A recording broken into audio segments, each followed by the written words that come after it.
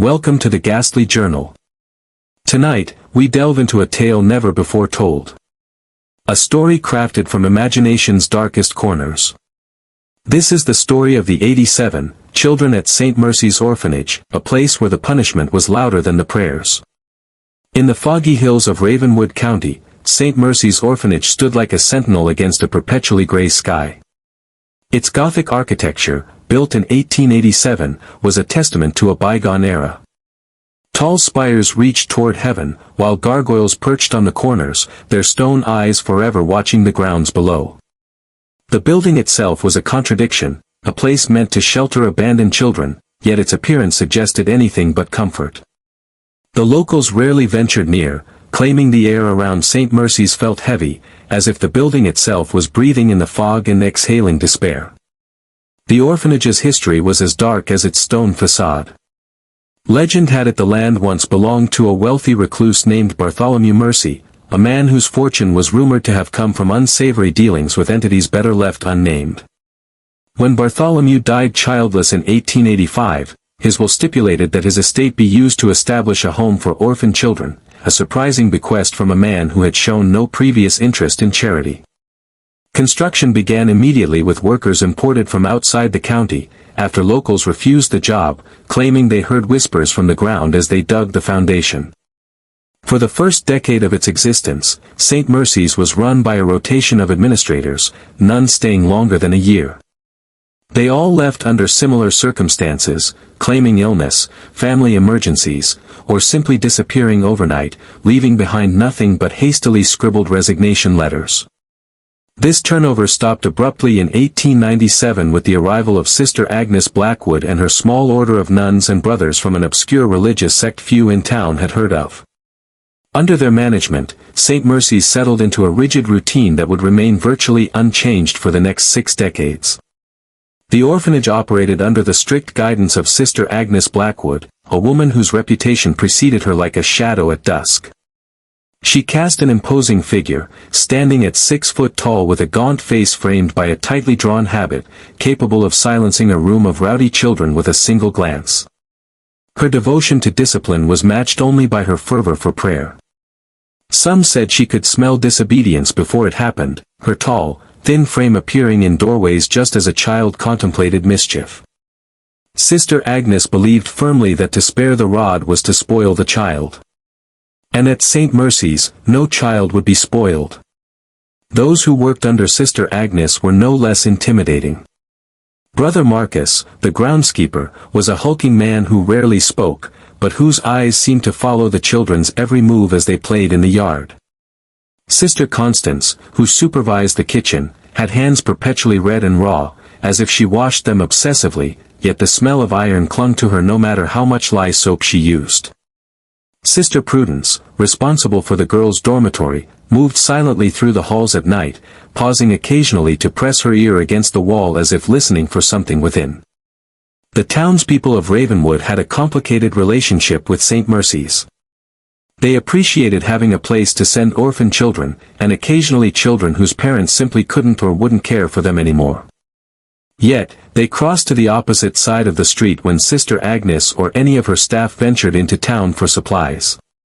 They sent donations at Christmas and Easter, but declined invitations to tour the facilities. They prayed for the souls of the children at St. Mercy's, but few ever inquired about adopting them. By 1956, St. Mercy's housed exactly 87 children, ranging from infants to teenagers on the cusp of being released into a world they barely understood. Each child had a number, a bed, and a set of rules to follow. Names were used only during Sunday services when the local townspeople would come to witness the children's piety, a performance directed by Sister Agnes herself. The orphanage ran with clockwork precision: wake at 5 a.m., prayers at 5:30, breakfast at 6 o'clock, chores until noon, basic education until 4 o'clock, evening prayers at 6 o'clock, and lights out by 8. Deviation from this schedule was not tolerated. The children's days were marked by silence and labor. During meals, they ate bland porridge and stale bread while listening to readings from religious texts chosen by Sister Agnes, texts that dwelled more on punishment than salvation, on obedience rather than love. During educational hours, they learned just enough reading and arithmetic to function as servants or manual laborers, which Sister Agnes deemed appropriate aspirations for children of their station. The rest of their education consisted of religious instruction heavily focused on sin, penitence, and the ever-present threat of eternal damnation. Most distressing of all was the system of discipline. Minor infractions, like speaking during meals or forgetting a prayer, resulted in missed meals or additional chores. More serious offenses, attempting to run away, questioning Sister Agnes's authority, or showing any form of defiance, earned a trip to the infamous reflection room on the 3rd floor. Children who returned from this room often did so with vacant eyes and subdued spirits. Some never returned at all, with Sister Agnes explaining their absence as either adoption, a rare occurrence indeed, or transfer to another institution for specialized care. Among these 87 children was a girl known as number 36, though she remembered her name was Eleanor. At 12 years old, she had spent 8 years at St. Mercy's, arriving after her parents died in what Sister Agnes would only describe as an act of divine judgment. Eleanor kept her name close, whispering it to herself each night before sleep claimed her, afraid that one day she might forget who she really was.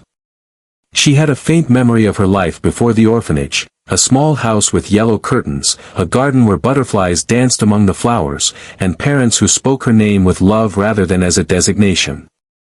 Eleanor had auburn hair that she wore in 2 neat braids, as required by Sister Prudence, who insisted that a girl's hair was her vanity and should be tightly controlled.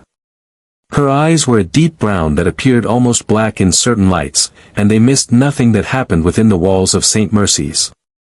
She was neither tall nor short for her age, neither exceptionally bright nor notably dull in her studies, the kind of child who could easily blend into the background, which suited her purposes perfectly.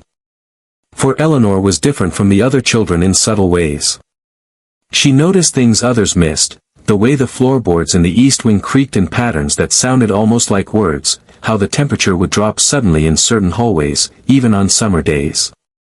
And most disturbing of all, how some children who were taken to the reflection room for punishment returned changed, their eyes vacant, their spirits seemingly dimmed. The reflection room was on the 3rd floor at the end of a long corridor that none of the children dared to walk alone. Its heavy oak door was reinforced with iron bands, and the small window was covered from the inside, preventing curious eyes from peering in. Sister Agnes claimed it was a place for contemplation and repentance, where disobedient children could reflect on their sins in solitude, but the sounds that sometimes escaped from behind that door suggested otherwise, muffled chanting, occasional cries that might have been pain or ecstasy, and once, a sustained humming that made the corridor lights flicker and the air taste like metal. Eleanor had managed to avoid the reflection room thus far, keeping her head down and following rules meticulously. She observed that Sister Agnes seemed to select children for this punishment not just for misbehavior, but for certain qualities, children who asked too many questions, who showed unusual abilities or insights, who had vivid dreams they foolishly described at breakfast. Sister Agnes called these children special cases who needed additional guidance, her thin lips curving into what might have been a smile if it hadn't been so cold. Eleanor's closest friend at St. Mercy's was a boy called number 42, who secretly told her his name was Thomas. At 14, Thomas had been at the orphanage even longer than Eleanor. He had arrived as a toddler and had no memories of life beyond St. Mercy's walls. He had sandy blonde hair kept short by Brother Marcus' monthly shearings, bright blue eyes that somehow maintained their spark despite years of oppression, and a natural curiosity that repeatedly landed him in trouble. He had a sharp mind and a sharper tongue, which frequently earned him trips to the reflection room. Each time he returned, Eleanor noticed he was quieter for days afterward, his usual wit subdued. But unlike some children who never seemed to recover their former selves, Thomas always bounced back, his resilience a mystery that Eleanor admired. Thomas and Eleanor's friendship had developed in stolen moments, whispered conversations during chores, notes passed under tables during lessons, and occasionally clandestine meetings in forgotten corners of the vast building. They had discovered that the supply closet near the library was rarely used and made an ideal meeting place when they needed to speak freely. It was there that Thomas had first confided his suspicions about the reflection room and Sister Agnes' true purpose at St. Mercy's. "There's something wrong with this place," he had told Eleanor during one such meeting, his voice barely audible even in the confined space of the closet. "Not just the way they treat us. It's more than that. I think Sister Agnes and the others are looking for something. Or someone." Eleanor had dismissed his concerns initially, attributing them to the natural distrust any child would feel toward authority figures who treated them so harshly. But as the months passed, she began to notice patterns that supported Thomas's theory. Children who showed certain traits, intuition, sensitivity, vivid dreams, were more likely to be sent to the reflection room, and those who returned often lost precisely those qualities that had made them special. One evening in late October, as the first frost painted delicate patterns on the windows of the dormitory, Thomas slipped Eleanor a folded piece of paper during dinner. The dining hall was always silent except for the clinking of spoons against bowls and Sister Agnes's voice reading passages from Scripture. Passing notes was strictly forbidden, but Thomas had mastered the art of communication under the watchful eyes of the staff. Eleanor felt the paper press into her palm as Thomas reached past her for the salt, his face betraying nothing. Eleanor waited until lights out to unfold the paper under her thin blanket, using the moonlight that filtered through the high windows to read Thomas's messy handwriting. "Something happens in the reflection room. I remembered more this time. They're not just punishing us. They're looking for someone special. Don't get taken there. Meet me tomorrow at the usual place during chore time. I found something in the library basement." The note sent a chill through Eleanor that had nothing to do with the autumn cold. What did Thomas mean? Who were they? Sister Agnes always performed the punishments herself, as far as anyone knew. And what could he have found in the library basement? That area was strictly off-limits to the children, supposedly due to mold and structural concerns. Eleanor tucked the note into a small tear in her mattress and tried to sleep, but her dreams were plagued by visions of the reflection room's door opening to reveal not a room, but a bottomless void that swallowed children whole. The next day passed with agonizing slowness as Eleanor waited for her chance to meet Thomas. During morning prayers, she noticed he wasn't in his usual spot. Sister Prudence explained that number 42 was assisting Brother Marcus with a special project and would join them later. Eleanor's stomach knotted with worry. Thomas had never missed morning prayers before, regardless of his assignments. When he didn't appear at breakfast either, her concern deepened. Eleanor managed to slip away during chore time, telling Sister Constance that she had been assigned to dust the library. The excuse was plausible enough. Chore assignments changed weekly, and Sister Constance, responsible for the kitchen, rarely bothered to verify assignments outside her domain. The library was housed in what had once been the mansion's grand ballroom, its high ceiling now obscured by tall bookshelves that contained mostly religious texts, with a smaller section of approved educational materials. A spiral staircase in the corner led to a mezzanine level with additional shelves, while a smaller door beside it supposedly led to the basement storage area. Thomas was waiting by that door, his face unusually pale, dark circles under his eyes suggesting he hadn't slept. He put a finger to his lips as Eleanor approached, then opened the door just enough for them to slip through. Beyond was a narrow staircase descending into darkness.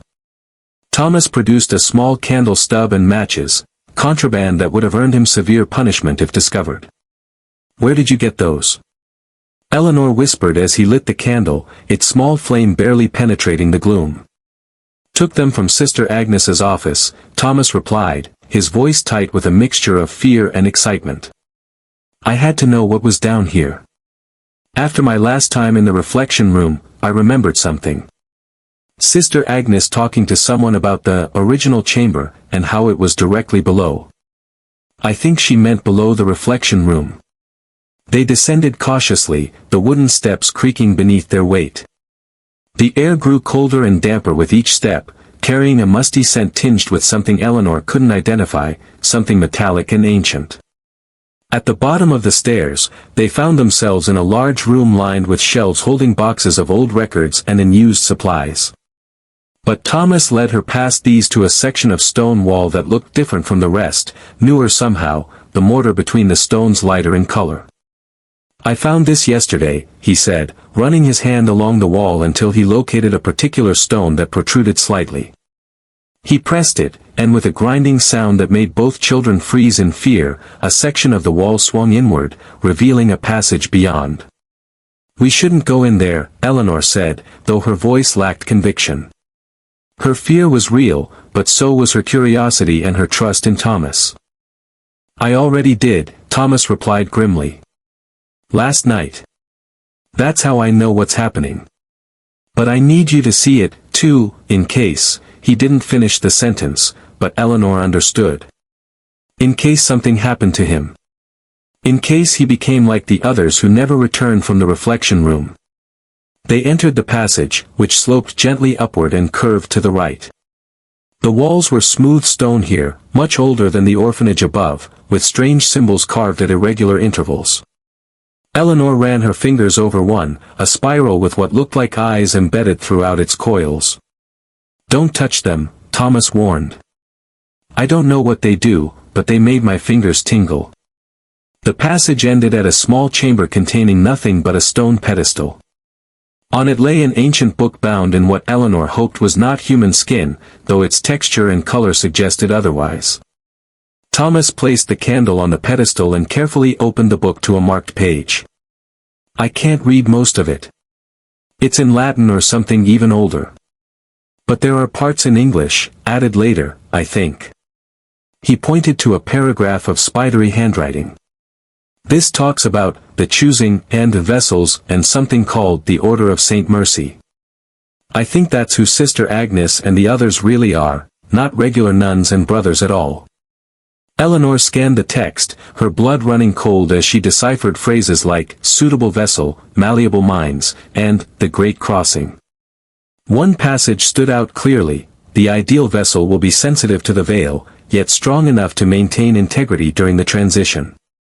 Previous attempts have failed due to the fragility of the subjects' minds. "They're experimenting on us," she whispered, the horrible truth dawning. "The reflection room. It's where they test children to see if they're whatever this vessel is supposed to be." Thomas nodded grimly. "And I think they're getting closer to finding what they want. Sister Agnes has been bringing more children to the reflection room lately. And last week, I overheard her telling Brother Marcus that the signs are aligning and the time approaches."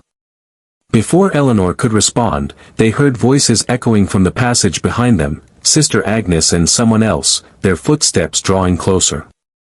Thomas quickly closed the book and grabbed Eleanor's hand, pulling her toward a dark corner where a stack of crates provided minimal cover. "They must have noticed I was gone," he whispered, extinguishing the candle. "Whatever happens, don't let them take you to the reflection room. Promise me?" Eleanor nodded, her heart pounding so loudly she was sure it would give them away. They crouched behind the crates as Sister Agnes entered the chamber, accompanied by Brother Marcus. The two adults carried oil lamps that illuminated the space far better than Thomas's candle had, revealing details Eleanor hadn't noticed before. The floor was inscribed with the same spiral symbol they had seen in the passage, and the ceiling curved into a dome painted with a mural of robed figures surrounding a central figure that appeared to be transforming into something inhuman. "Someone has been here," Sister Agnes said, running a skeletal finger along the pedestal where dust had been disturbed. "The book has been moved." "The children?" Brother Marcus asked, his deep voice rumbling in the small space. "Possibly. We'll need to accelerate our plans.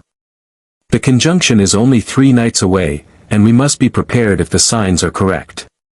Sister Agnes opened the book, flipping through pages with practiced familiarity. The latest subject showed promise but ultimately failed, like the others. "However, I've been observing number 36. She has the sensitivity we require, though she hides it well." Eleanor felt Thomas's grip on her hand tighten painfully at the mention of her designation. "The girl with the auburn hair?" Brother Marcus sounded skeptical. "She seems unremarkable." "That's precisely why she has avoided our notice until now," Sister Agnes replied. "She's clever, that one. Watches everything but reveals nothing. But I've seen how she reacts to the cold spots, how she pauses when passing certain symbols as if hearing them speak. And she's been asking questions about the children who don't return. Brother Marcus grunted. Then perhaps she should join them. Not yet. We need to prepare her properly. Tonight, I think, after the others are asleep, we'll bring her to the reflection room and begin the preliminary assessment. The two adults continued their discussion as they examined the book in the chamber, but eventually departed, taking their lamps and leaving Eleanor and Thomas in complete darkness. They waited several minutes after the footsteps faded before daring to move. We have to get out of here, Thomas whispered, fumbling for Eleanor's hand again. They're planning to take you tonight. But where can we go? Eleanor asked as they carefully made their way back through the passage. The orphanage is locked at night, and even if we could escape, the town is 5 miles away through the woods. I don't know yet, Thomas admitted. But we have to try something. Maybe we could hide in the old groundskeeper's shed until morning, then try to reach town during the day. They emerged from the passage and closed the hidden door, then crept up the stairs back to the library. As they reached the top, Eleanor froze at the sound of a familiar voice. Sister Prudence was in the library, speaking to someone in hushed tones. The children ducked behind a bookshelf, peering through gaps between books to see Sister Prudence conversing with a man Eleanor didn't recognize, a visitor dressed in a fine suit rather than religious garments. All is prepared for tonight, Sister Prudence was saying. The others will gather at midnight. Will you be joining the ceremony? The man shook his head. I'm merely an observer, as always. The funding I provide allows your order to continue its work, but I prefer to maintain a certain distance from the actual proceedings. As you wish, Sister Prudence replied, though her tone suggested disapproval. The car will take you back to town now and return for you tomorrow afternoon. Sister Agnes expects the process to be completed by dawn. After the man and Sister Prudence left, Thomas turned to Eleanor with wide eyes. They have someone from town involved. This is bigger than I thought. We need to warn the other children, Eleanor said, her mind racing. If Sister Agnes is planning something special tonight, maybe it's not just about me. But warning the other children proved impossible. As they left the library, they found the orphanage in an unusual state of activity. The younger children were being herded into the dormitories early, while the older ones were assigned to special cleaning duties throughout the building. Sister Agnes was nowhere to be seen, but Sister Constance and Brother Marcus seemed to be everywhere at once, their vigilance preventing any private conversations. As dinner time approached, Thomas managed to whisper to Eleanor, "Meet me in the chapel after lights out. I have a plan." Eleanor nodded subtly, though she wondered how either of them would manage to slip out of their dormitories. Sister Prudence always locked the girls' dormitory door at night and kept the key on a chain around her neck. But Thomas had proven resourceful before. Perhaps he knew something she didn't. Dinner was a tense affair. Sister Agnes was present but distracted, her gaze frequently drifting to Eleanor with a calculating expression that made the girl's skin crawl. The scripture reading for the evening focused on sacrifice and transformation, with Sister Agnes placing particular emphasis on phrases about vessels of divine purpose and the chosen few. Eleanor forced herself to eat despite her churning stomach, knowing she would need her strength for whatever came next. After dinner, the children were sent directly to their dormitories rather than having the usual hour of quiet reading time. As Eleanor prepared for bed, she noticed Sister Prudence watching her with unusual intensity. When the nun approached her bed, Eleanor's heart nearly stopped. "Sister Agnes wishes to see you in her office," Sister Prudence said, her voice carrying easily through the silent dormitory.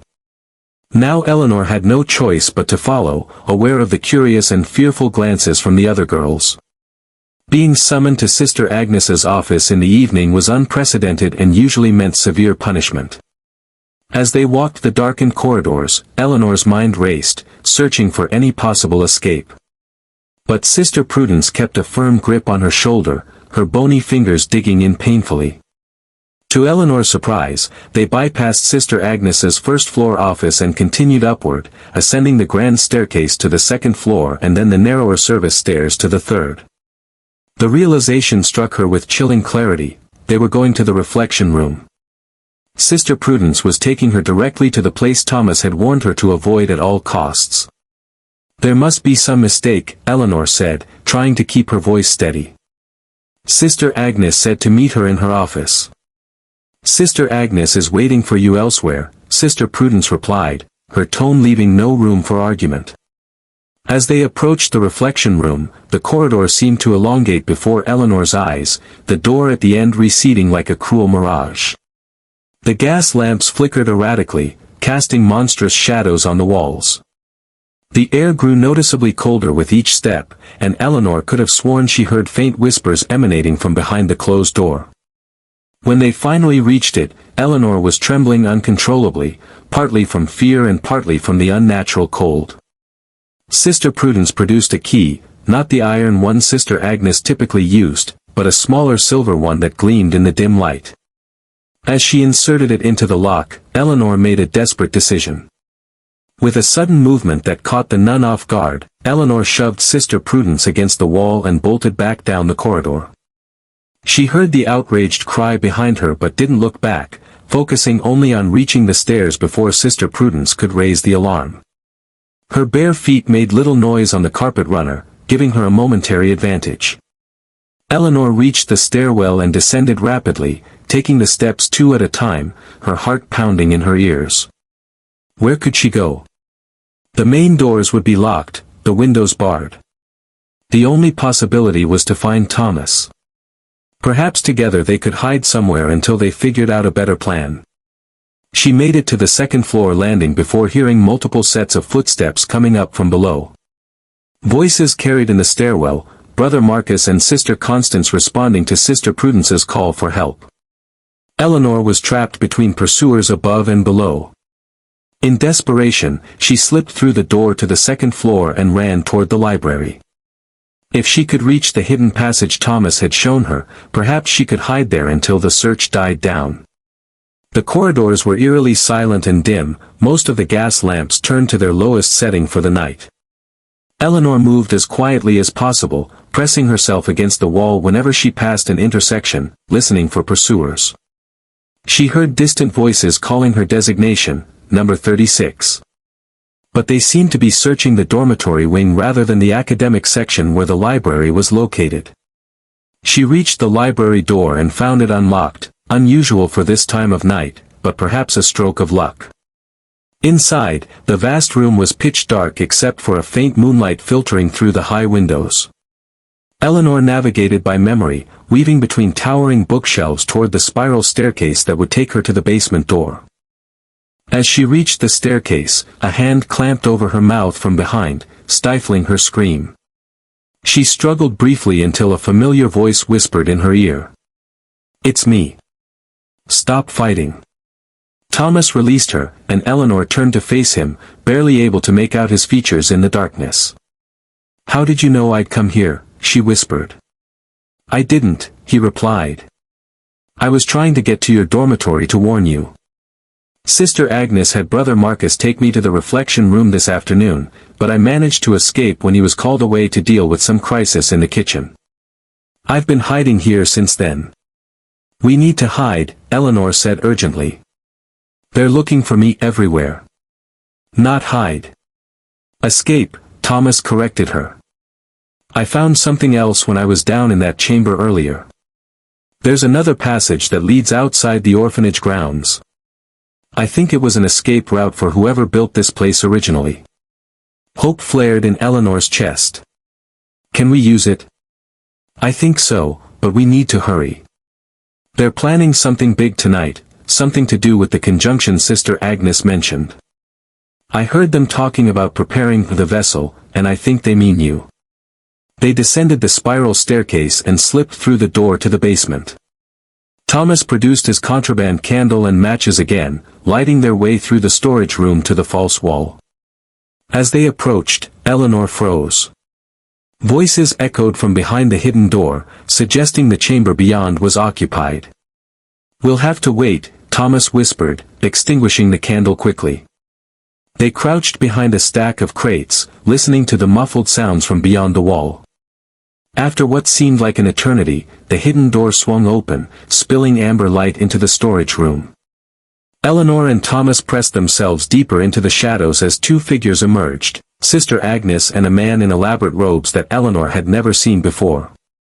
They were deep in conversation, their voices low but intense. "We cannot afford another failure," the stranger was saying. "The alignment occurs only once every 67 years. If we miss this opportunity, our order may not survive to see the next." "I understand the urgency," Sister Agnes replied. "But we must be certain. The girl shows all the signs of being an ideal vessel, but rushing the preparation could result in another destroyed subject. Better to wait until—" "There is no waiting, Agnes," the man cut her off sharply. "The elders have spoken. The ritual begins at midnight with or without your preferred vessel. If the girl cannot be found in time, we will use the boy instead. He has shown remarkable resilience during testing." Eleanor felt Thomas tense beside her. The man was talking about him. "Thomas lacks the sensitivity that Eleanor possesses," Sister Agnes argued. "His mind resists the crossing. She, on the other hand, is naturally attuned to the veil." "Then find her," the man said coldly. "You have less than 2 hours. I will begin preparing the chamber." The two adults climbed the stairs to the library, their footsteps fading. When they were gone, Thomas exhaled shakily. "They're going to perform whatever this ritual is tonight," he whispered. "And they'll use one of us as this vessel they keep talking about." "What do they mean by crossing?" Eleanor asked. "Crossing to where?" "I don't know exactly," Thomas admitted. "But based on what I've read in that book and what I've overheard, I think they're trying to bring something through from somewhere else. Something that isn't supposed to be here."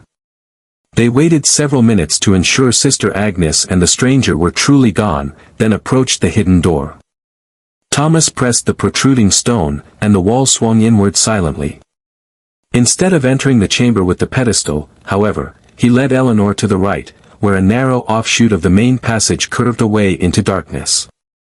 "This way," he whispered. "I followed it earlier until I reached a grate that opens to the outside. It's not far."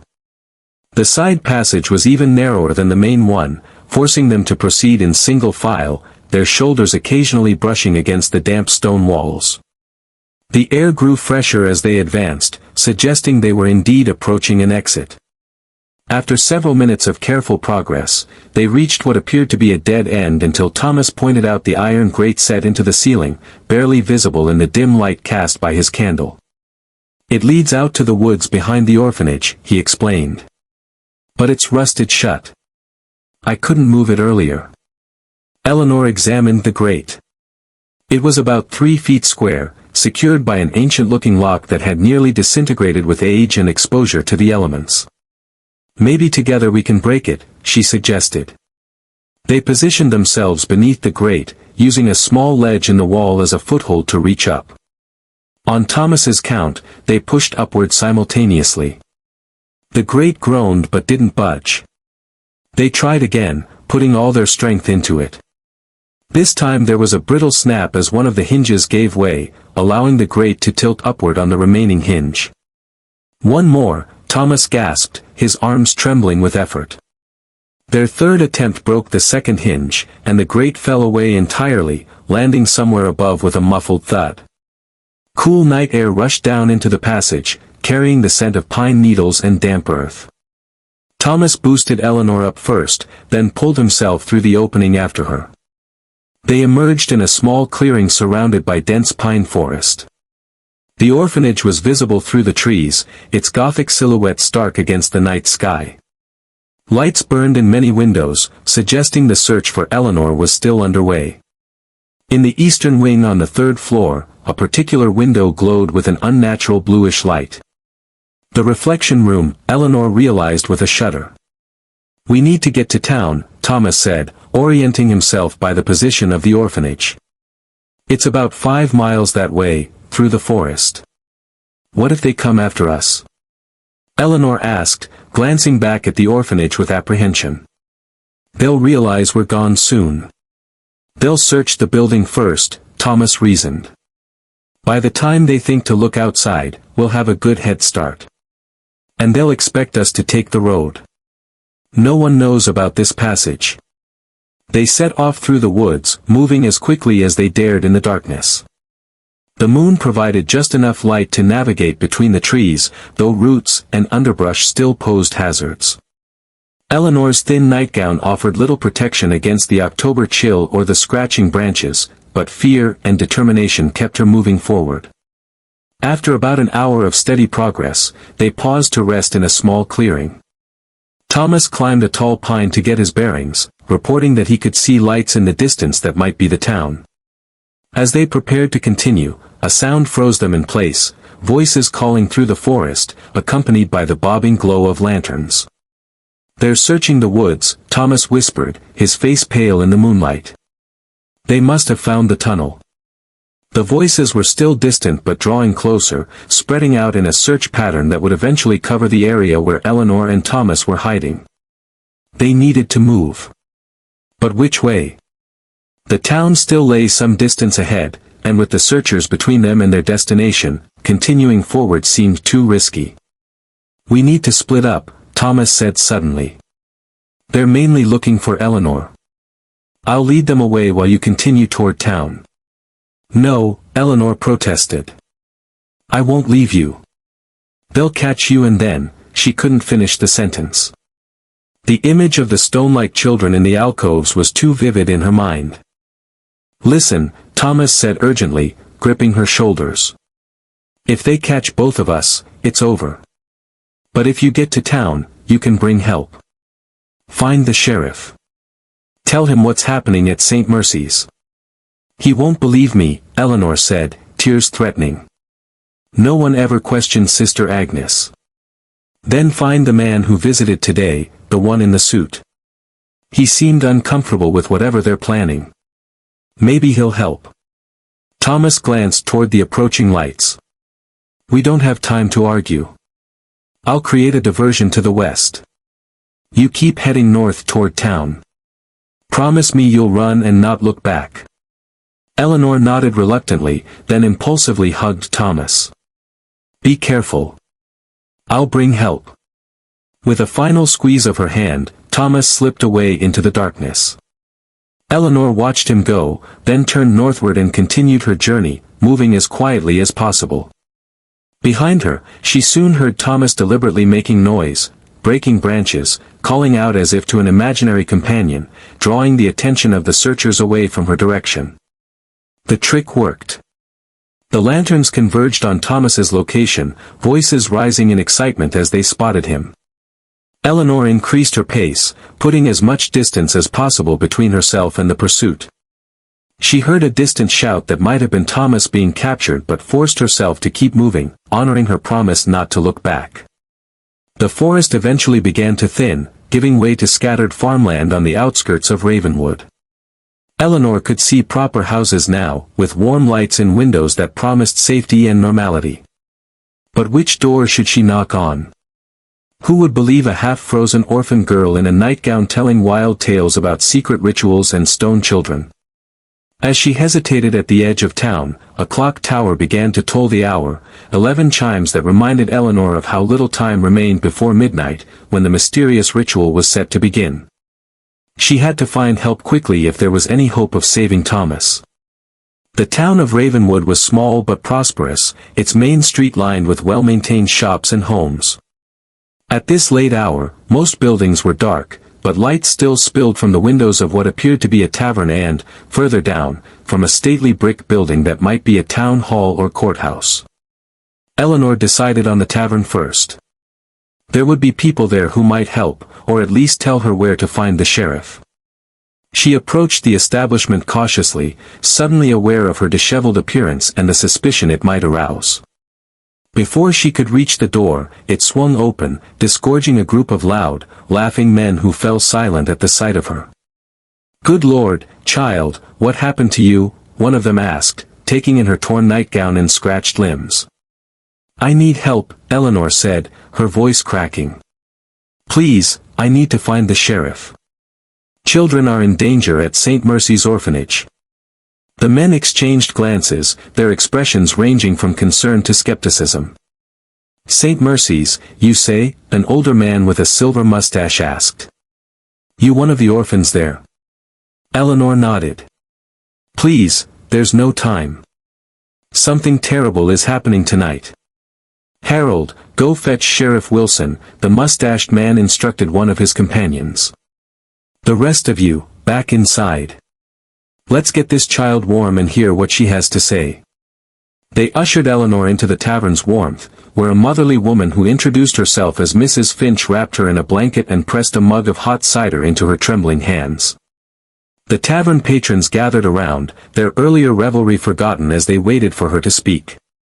Start from the beginning, child, Mrs. Finch encouraged gently. Tell us your name.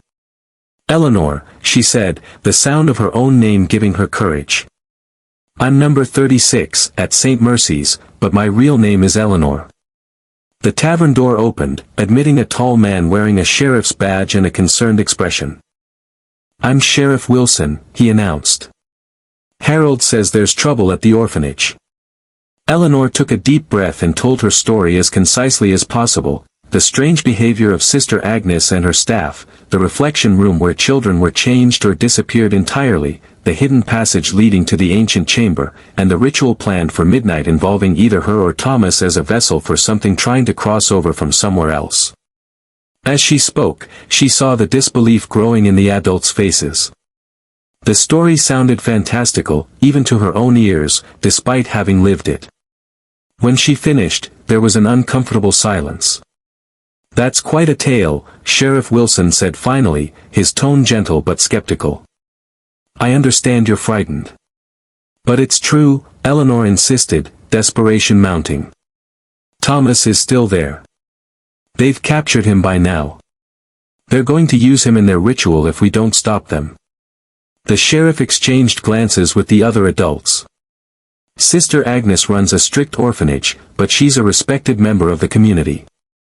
These accusations of, what? Witchcraft? Secret cults? That's hard to believe. What about the man in the suit? Eleanor asked, remembering Thomas's suggestion. He visited today. He funds the orphanage but seemed uncomfortable with what they're doing. He might help us. The mustached man cleared his throat. She might be referring to Mr. Hargrove, the banker. He's on the board that oversees St. Mercy's funding. Sheriff Wilson considered this. All right. Where does Mr. Hargrove live? He asked the room at large. The big house on Maple Street, someone offered. The one with the iron fence. The sheriff turned back to Eleanor. I'll tell you what. We'll go speak with Mr. Hargrove. See if he can corroborate any part of your story. If he has concerns about what's happening at St. Mercy's, we'll investigate further. Eleanor glanced at the clock on the tavern wall, nearly 11:30. Please hurry, she begged. There isn't much time. The sheriff offered his hand. Come along then. Mrs. Finch, would you mind finding something more substantial for the girl to wear? Minutes later, Eleanor found herself in the sheriff's automobile, dressed in donated clothes several sizes too large but far warmer than her nightgown. They drove through the quiet town to Maple Street, where a grand Victorian house stood behind a wrought iron fence. Despite the late hour, lights burned in several windows. Sheriff Wilson rang the bell, and after a brief wait, a butler answered, his expression souring at the sight of the sheriff and a disheveled girl on the doorstep. We need to speak with Mr. Hargrove immediately, the sheriff said, his tone brooking no argument. Tell him it's about St. Mercy's Orphanage. The butler hesitated, then grudgingly invited them into a lavish foyer while he went to fetch his employer. Eleanor stared at the opulent surroundings, the gleaming hardwood floors and crystal chandelier, a stark contrast to the Spartan conditions at St. Mercy's. How much of this wealth, she wondered, came from supporting the orphanage and whatever sinister purpose it actually served. Mr. Hargrove appeared shortly, a distinguished gentleman in his 60s with silver hair and a trimmed beard. He looked surprised to see the sheriff but positively shocked when his gaze fell on Eleanor. Good heavens, he exclaimed. You're one of the children from St. Mercy's. Number 36, if I'm not mistaken. Eleanor was equally surprised that he knew her designation. You know who I am. I visit the orphanage regularly as part of my duties on the board, Mr. Hargrove explained, though his expression had grown guarded. Sheriff, what is this about? Why is this child here instead of at St. Mercy's? Sheriff Wilson nodded to Eleanor. This young lady has quite a story to tell, Mr. Hargrove. About secret rooms, strange rituals, and children being used for some kind of experiment. She says you were at the orphanage today and seemed uncomfortable with what was happening there. Mr. Hargrove's face paled slightly, but he maintained his composure. I visit often in an official capacity. As for being uncomfortable. He trailed off, studying Eleanor more intently. Why don't we continue this conversation in my study? He led them down a hallway to a wood-paneled room lined with books. After closing the door, he turned to Eleanor with an entirely different demeanor, the polished socialite replaced by a deeply troubled man. You escaped, he said simply. How much do you know about the Order of St. Mercy? About the ritual tonight? The vessel? The crossing? Mr. Hargrove sank into a leather chair, suddenly looking every one of his years. Then you know quite a bit. Sheriff, I'm afraid the girl's story, fantastic as it may sound, contains elements of truth. The orphanage is not what it appears to be. The sheriff looked between them in confusion. Mr. Hargrove, are you saying you believe this talk of secret rituals? My family has been involved with St. Mercy's since its founding, Mr. Hargrove said heavily. For generations, we've provided financial support while turning a blind eye to certain activities. I was raised to believe it was for the greater good, that the Order's work would ultimately benefit humanity by bringing wisdom from beyond. He looked directly at Eleanor. It was only recently that I began to question this, the children who disappeared, the strange occurrences, Sister Agnes's increasing fervor. When I visited today and heard about tonight's ritual, something felt wrong. Different from previous ceremonies I'd witnessed. Then help us stop it, Eleanor pleaded. They've captured my friend Thomas. They're going to use him as the vessel if they can't find me. Mr. Hargrove glanced at the ornate clock on his mantel. 11:40, there's little time. The conjunction occurs at exactly midnight. Sheriff Wilson held up his hands. Hold on. I'm still not clear on what exactly is happening at that orphanage. What is this order, and what do they want with these children? The Order of St. Mercy predates the orphanage by centuries, Mr. Hargrove explained, rising and moving to a bookshelf. They are occultists who believe they can communicate with entities from beyond our reality, beings that supposedly possess knowledge and power beyond human comprehension. He removed a leather-bound volume and opened it to reveal diagrams similar to those Eleanor had seen in the chamber beneath the library. The orphanage was established as a cover for their work and as a source of potential vessels, children with natural sensitivity to the veil between worlds who could serve as conduits for these entities. And you've been supporting this? Sheriff Wilson asked, his expression hardening. My family has been deceived for generations, Mr. Hargrove replied defensively.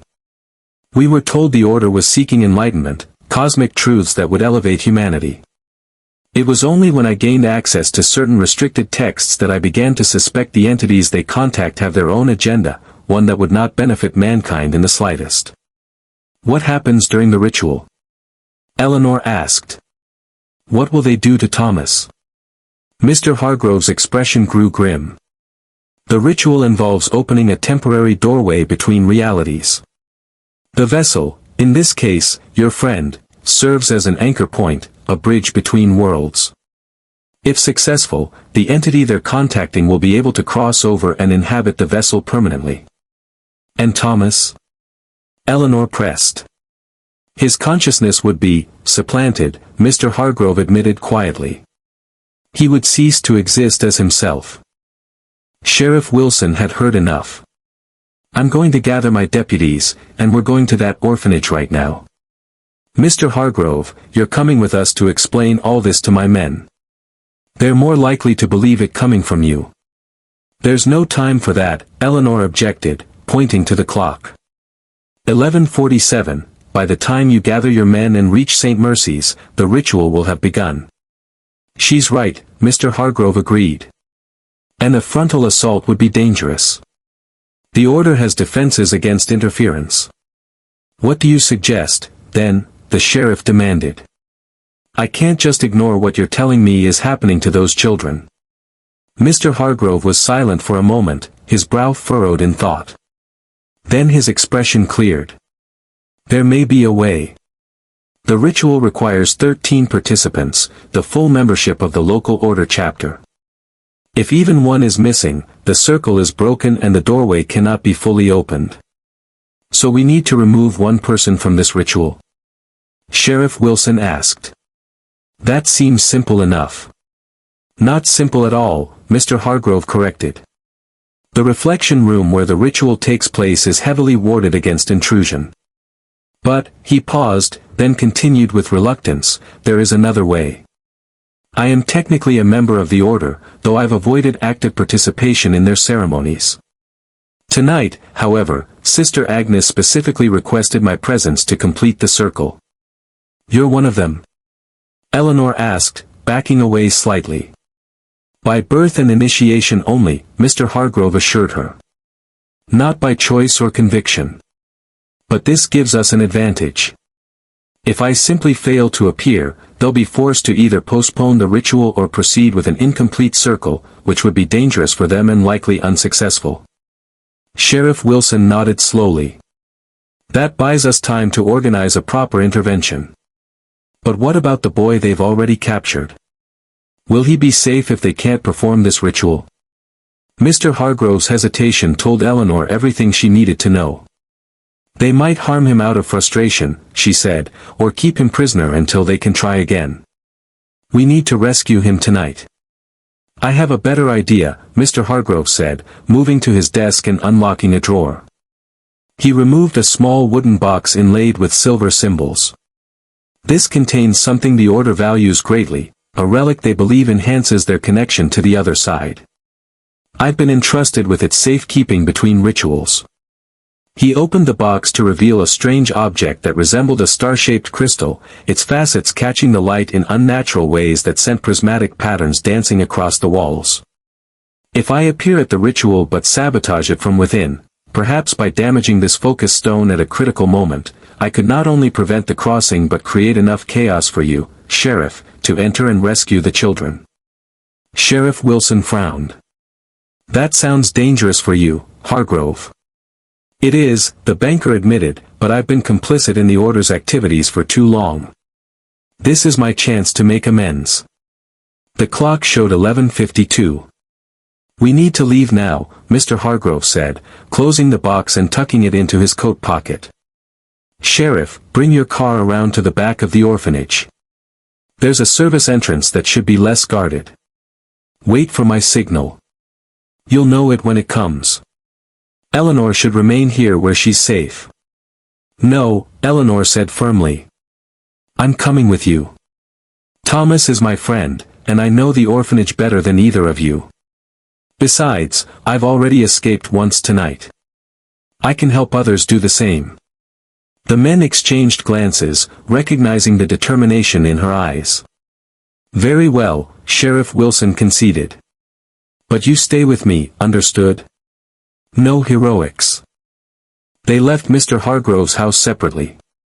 He took his own automobile headed directly to St. Mercy's as if responding to Sister Agnes's summons, while Sheriff Wilson and Eleanor took a less direct route, approaching the orphanage from behind where the woods provided cover. The journey was tense and silent, each lost in their own thoughts about what lay ahead.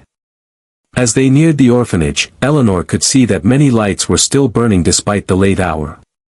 Most notably, the blue glow from the reflection room window had intensified, pulsing slightly like a heartbeat. The sight sent a chill through her that had nothing to do with the night air. There's the service entrance, she whispered, pointing to a modest door on the ground floor, partially obscured by overgrown shrubbery. The kitchen staff use it for deliveries. They approached cautiously, Sheriff Wilson with his hand resting on his holstered pistol.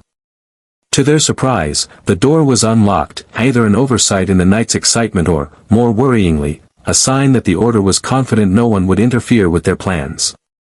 The kitchen was deserted, its usually immaculate counters showing signs of hasty abandonment, a knife left on a cutting board, a pot of soup still warm on the stove. The orphanage was eerily quiet despite the lights, as if the entire population had vanished. Where would they be keeping the other children? Sheriff Wilson whispered as they moved through the silent building. The dormitories, probably, Eleanor replied. Under guard. But Thomas would be in or near the reflection room. That's on the 3rd floor, East Wing. They made their way cautiously through the darkened corridors, freezing at every creaking floorboard. As they reached the main staircase, they heard voices approaching, 2 of the brothers who served under Sister Agnes, deep in conversation about preparations and the vessel. Sheriff Wilson pulled Eleanor into an alcove just in time to avoid being seen as the men passed. We need to check on the other children first, Sheriff Wilson whispered once the danger had passed. Make sure they're safe before we attempt to reach the 3rd floor. Eleanor nodded reluctantly. Every moment that passed brought Thomas closer to whatever fate the order had planned for him, but she understood the sheriff's reasoning. They couldn't leave dozens of vulnerable children behind. The girls' dormitory was on the 2nd floor, West Wing. When they reached it, they found the door locked from the outside, unusual, as it was typically locked from inside by Sister Prudence to prevent nighttime wandering. Sheriff Wilson examined the lock, then produced a set of skeleton keys from his pocket. Standard police equipment, he explained at Eleanor's questioning look. Never know when you might need to open a door in an emergency. After trying several keys, the lock clicked open. Inside, they found 30 girls of various ages huddled together on beds in the center of the room, their faces pale with fear. Sister Prudence was conspicuously absent.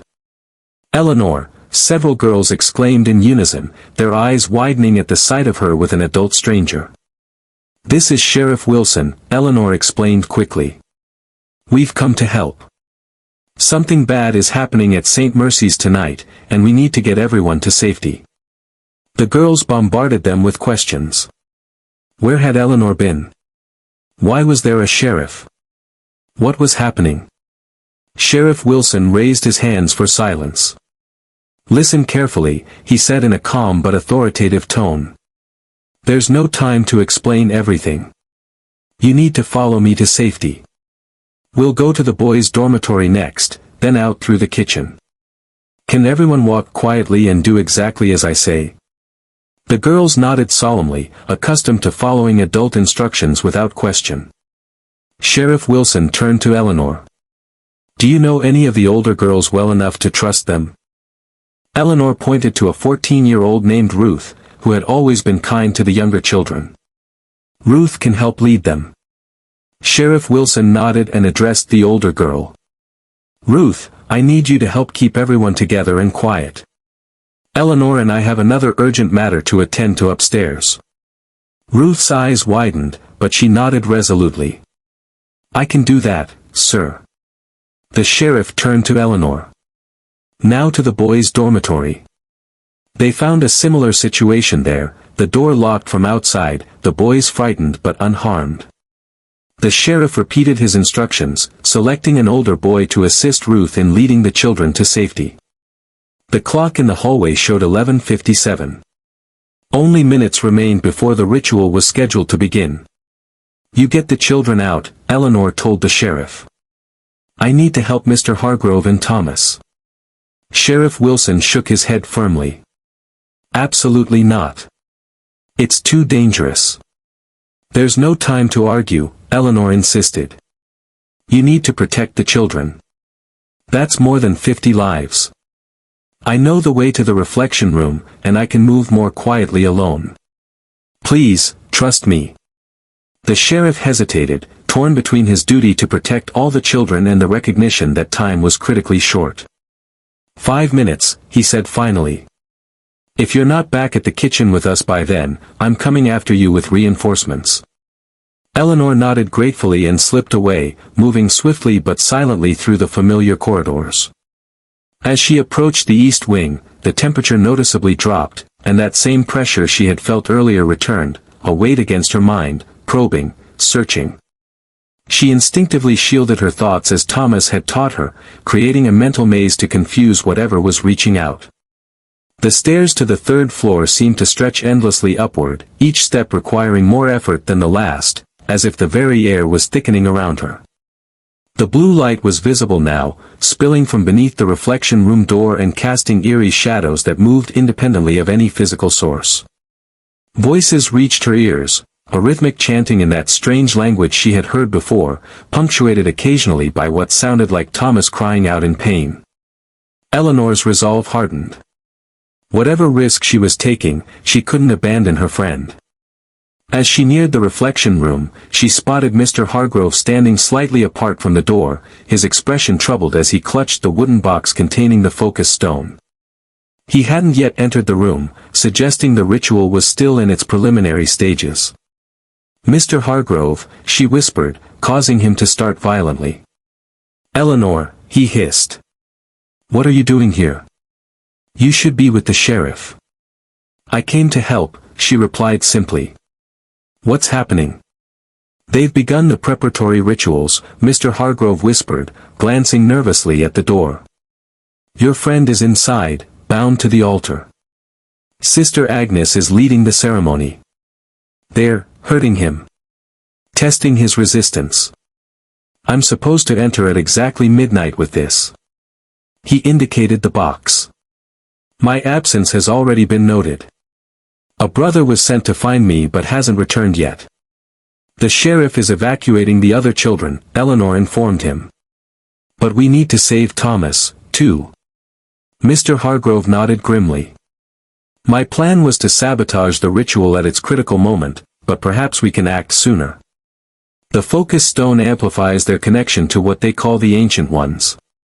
Without it, the ritual would be significantly weakened, possibly even collapse entirely. Then let's destroy it now," Eleanor suggested. "Not that simple," Mr. Hargrove replied. "The stone is virtually indestructible by normal means. It must be disrupted by opposing energy, which is why I planned to wait until the ritual was fully underway, when mystical energies would be at their peak." Eleanor thought quickly. "What about the children in the alcoves?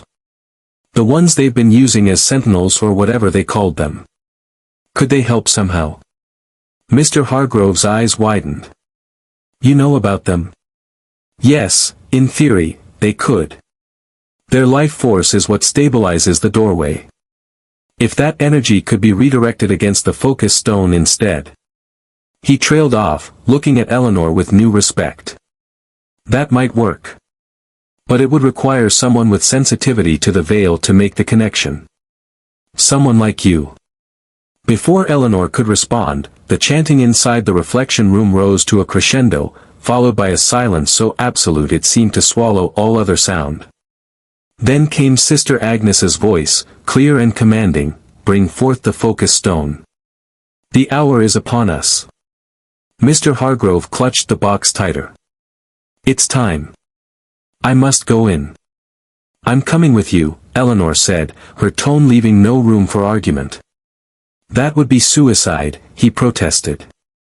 "The moment Sister Agnes sees you, she'll know something is wrong." "Not if you present me as a better alternative to Thomas," Eleanor countered. "Tell her you found me trying to escape and recognized my potential as a vessel. She already believes I'm more suitable than Thomas. You heard her say so yourself in the chamber beneath the library." Mr. Hargrove hesitated, then nodded reluctantly. "It might work. But once we're inside, follow my lead exactly. One wrong move and we're both lost, along with your friend." He gripped Eleanor's arm as if he were a captor, then knocked on the reflection room door. After a moment, it swung open to reveal Brother Marcus, his massive frame nearly filling the doorway. His eyes narrowed at the sight of Eleanor. "What is the meaning of this, Hargrove?" he demanded. "You're late. And the girl?" "I found her attempting to flee through the woods," Mr. Hargrove interrupted smoothly. When I recognized her as number 36, the very vessel Sister Agnes has been seeking, I thought it prudent to bring her directly here rather than waste time alerting the search parties. Brother Marcus's suspicious expression gave way to one of grudging approval. He stepped aside, allowing them to enter the reflection room. Eleanor had to stifle a gasp at what she saw. The room was vastly different from the austere chamber she had imagined. It was indeed larger than should have been possible, with a domed ceiling painted with disturbing murals depicting robed figures worshipping amorphous shapes. Around the perimeter were 13 alcoves, 12 of which contained what appeared to be statues of children, though Eleanor now knew they were actual children preserved in some half-life state. In the center stood a stone altar upon which Thomas was bound, his wrists and ankles secured with iron manacles. His face was pale with fear and pain, his eyes widening in horror when he saw Eleanor. Around the altar stood 11 robed figures, with Sister Agnes at the head position, her thin face alight with an almost ecstatic fervor. "Mr. Hargrove, you've arrived at last," Sister Agnes said, her attention shifting from Thomas to the newcomers. When she saw Eleanor, her expression transformed into one of unholy delight. "And you've brought our true vessel. How fortuitous." The signs were correct after all. "I found her in the woods," Mr. Hargrove repeated his lie smoothly. "She seems to have some awareness of our purpose here. She was surprisingly compliant when I explained the honor being bestowed upon her."